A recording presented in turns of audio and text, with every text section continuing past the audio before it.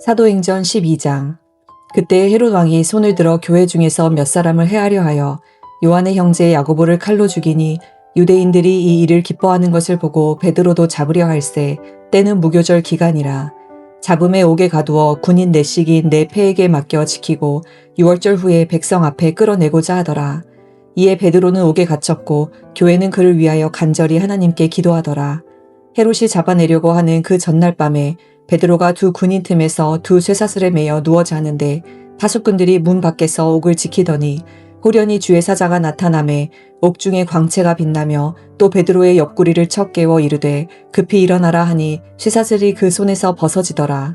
천사가 이르되 띠를 띠고 신을 신으라 하거늘 베드로가 그대로 하니 천사가 또 이르되 겉옷을 입고 따라오라 한대 베드로가 나와서 따라갈새 천사가 하는 것이 생시인 줄 알지 못하고 환상을 보는가 하니라. 이에 첫째와 둘째 파수를 지나 시내로 통한 쇠문에 이르니 문이 저절로 열리는지라. 나와서 한 거리를 지나매 천사가 곧 떠나더라.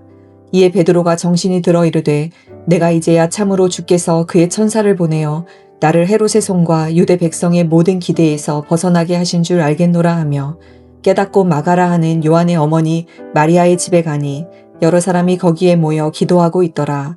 베드로가 대문을 두드린데 로데라 하는 여자아이가 영접하러 나왔다가 베드로의 음성인 줄 알고 기뻐하여 문을 미처 열지 못하고 달려 들어가 말하되 베드로가 대문 밖에 섰더라 하니 그들이 말하되 내가 미쳤다 하나 여자아이는 힘써 말하되 참말이라 하니 그들이 말하되 그러면 그의 천사라 하더라.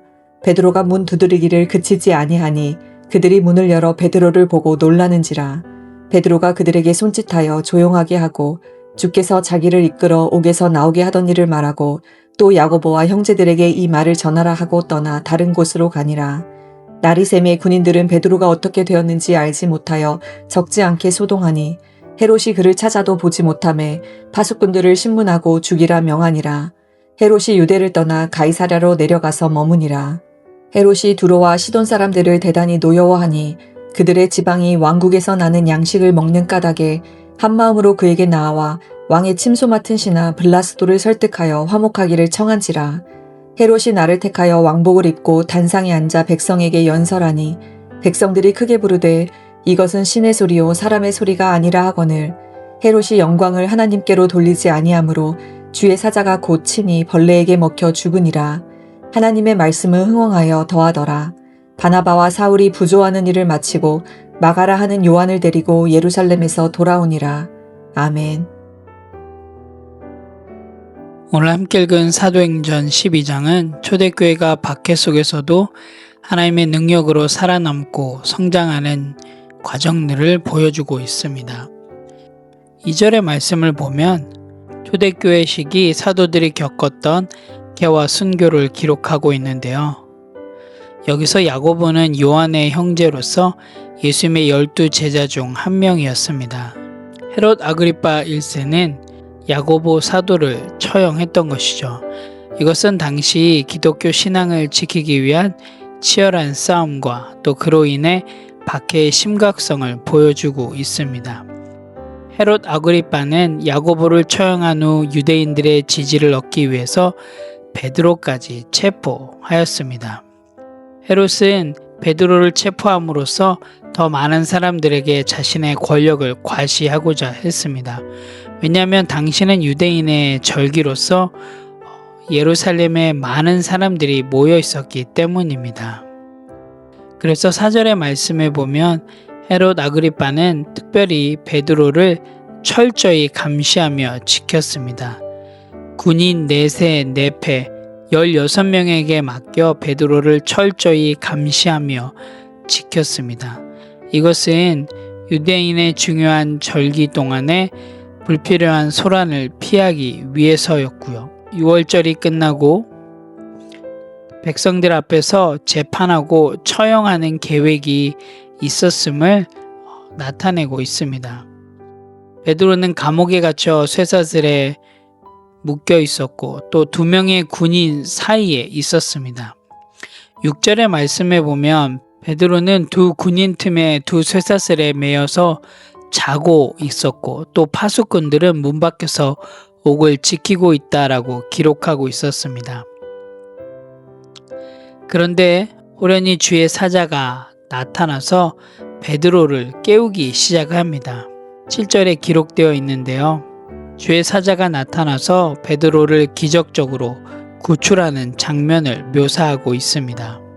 깊은 잠에 빠진 병사들 사이에서 베드로는 수갑이 풀리고 경비병들을 지나쳐 탈출하게 됩니다. 이것을 통해서 우리가 볼 수 있는 것은 하나님의 보호와 섭리를 확인할 수 있습니다. 그 후에 베드로는 마가라 하는 요한의 어머니 마리아의 집에 가서 자신의 구출을 교회에 알립니다. 모두가 그 소식을 처음에는 믿지 못했지만 결국 하나님의 일하심을, 하나님의 놀라운 보호와 섭리를 찬양하게 됩니다. 이 사건을 통해서 초대교회 많은 성도들에게 큰 위로와 또한 용기를 주었습니다. 다음으로는 헤롯 아그리빠의 최후가 그려지고 있는데요. 그는 스스로를 신이라고 주장하며 사람들에게 영광을 돌리는 것을 허용하다가 하나님이 그의 오만함에, 그의 자만함에 대해 심판을 내리시게 됩니다. 성경에서는 주의 사자가 헤롯 아그리빠를 치자 그는 벌레에 먹혀 죽고 말았다고 기록하고 있는데요. 이것은 하나님의 영광을 빼앗으려 하거나 스스로 신의 위치에 서려고 하면 심판을 받는다는 강력한 경고를 담고 있습니다. 즉 인간의 교만함과 오만함은 결국 하나님의 권위 앞에서 무너질 수밖에 없음을 보여주고 있습니다. 사도행전 12장에서는 초대 기독교 공동체가 박해와 어려움을 겪지만 이런 어려움 속에서도 하나님의 말씀은 더욱 성장하고 확산되고 있음을 기록하고 있습니다. 헤롯의 박해에도 불구하고 복음이 계속 전파되며 믿는 자들이 늘어나고 있음을 보여주고 있습니다. 이것을 통해서 우리가 또한 볼 수 있는 것은 하나님께서 자신의 말씀과 교회를 보호하시고 성장시키는 하나님의 주권적인 역사를 볼 수 있습니다. 오늘 함께 읽은 사도행전 12장은 하나님의 능력과 신실하심을 분명히 드러내고 있습니다. 특별히 절망적인 상황 속에서도 하나님의 섭리와 계획이 계속적으로 이루어지고 있음을 강조하고 있습니다. 초대교회는 여러 사건들을 통해서 지속적인 기도의 힘과 하나님의 강권적인 개입을 경험하게 되었습니다. 또한 이로 인해서 초대교회는 더욱 성장하고 초대교회 성도들의 믿음들은 더욱 견고해졌음을 오늘 사도행전 12장을 통해서 살펴볼 수 있습니다. 오늘 함께 읽은 사도행전 12장 말씀을 통해서 또 오늘 하루의 삶 가운데 실행하고 실천할 부분들을 함께 나누기를 원합니다. 첫 번째로는 위기 가운데서 나는 기도하겠습니다 입니다. 오늘 5절의 말씀을 보면 교회는 어려움을 겪습니다. 그 어려움은 바로 교회의 리더였던 베드로가 옥에 갇히게 되었던 것이죠. 그때 예루살렘 교회 성도들이 한 것은 바로 5절에 기록하고 있듯이 간절히 하나님께 기도했던 것입니다. 여러분, 우리가 위기와 또한 두려움이 있을 때 많은 사람들은 먼저 주변에 도와줄 수 있는 사람들을 찾아 연락을 합니다. 그런데 오늘 초대교회 성도들이 행하고 있던 모습들처럼 우리가 가장 먼저 해야 될 것은 바로 하나님 앞에 기도하며 나아가는 것입니다. 오늘 하루 우리의 마음들이 흔들리고 우리 가운데 위기가 찾아오고 불안하고 두려움이 찾아올 때 여러분 기도로 먼저 나아가시길 바랍니다. 주님, 지금 제 마음에 두려움이 있는데 그 두려움을 주님께 맡기겠습니다. 여러분 그 기도로 나아갈 때 여러분의 위기의 상황들이 여러분의 불안함과 두려움의 그 순간들을 통하여서 하나님의 놀라운 일하심들을 경험하리라고 믿습니다.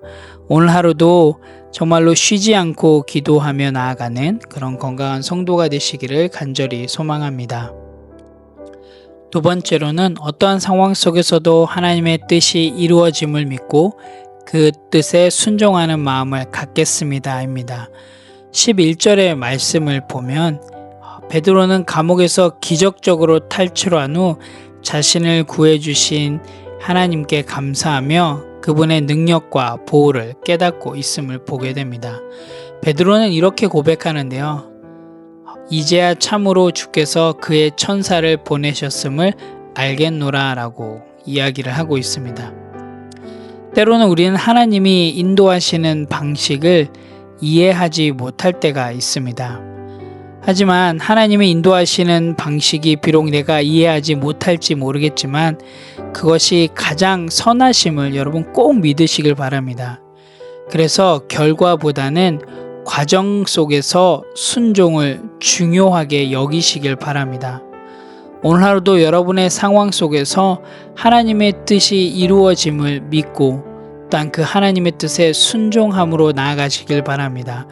비록 나의 방식과 다를지 모르겠지만 하나님의 방식이 우리의 삶에 가장 선하고 가장 합당하고 가장 옳음을 기억하시면서 오늘도 그 하나님께 온전히 맡기며 그 하나님의 뜻에 순종하며 나아가시는 우리 모두가 되시기를 간절히 소원합니다. 함께 기도하겠습니다. 하나님 참 감사합니다. 사도행전 12장을 통해서 우리에게 닥친 위기 앞에서도 기도하며 믿음을 지키며 나아가기를 소원하며 나아갑니다. 믿음을 지키는 공동체의 모습을 보게 해주셔서 참 감사합니다. 하나님, 우리에게 닥친 여러 가지 어려움과 불안함 속에서 정말 하나님을 먼저 찾는 삶을 살기를 원합니다. 또한 정말 하나님께 기도하며 하나님의 응답을 기대하며 담대히 부르짖으며 나아가길 원합니다. 하나님, 오늘 하루 삶 가운데 정말로 예상치 못한 방법으로 문을 여시며 또한 예상치 못한 방법으로 하나님께서 일하실 때 정말로 그것에 온전히 순종하며 나아갈 수 있는 우리 될 수 있도록 인도하여 주시옵소서. 또한 하나님, 오늘 하루 삶 가운데 교만하지 않게 온전히 하나님의 주권을 인정하며 나아갈 수 있는 그런 우리가 될 수 있도록 인도하여 주시옵소서. 하나님, 오늘도 하나님의 말씀에 순종함으로 성경에서 이야기하는 대로 실행하며 실천하며 나아갈 수 있는 그런 건강한 성도의 삶이 될 수 있도록 인도하여 주시옵소서. 감사드립니다. 예수님의 이름으로 기도합니다. 아멘.